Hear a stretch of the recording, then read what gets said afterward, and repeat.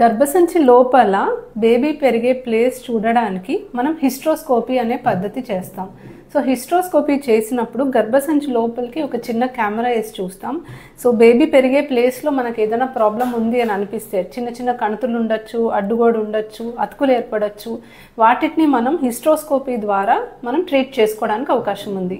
So ఇప్పుడు చూపిస్తున్న వీడియోలో గర్భసంచి లోపల 2 చిన్న కణుతులు ఉన్నాయండి.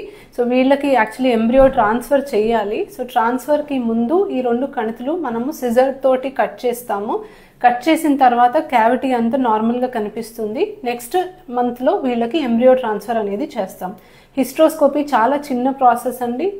మార్నింగ్ పరగడుపునే అడ్మిట్ అవుతే ప్రొసీజర్స్ చేసి మధ్యాహ్నం కల్లా డిశ్చార్జ్ కూడా చేసేస్తాము. అండ్ మనకి ఇది సక్సెస్ రేట్ అనేది చాలా ఎన్హాన్స్ చేస్తుంది. Thank you.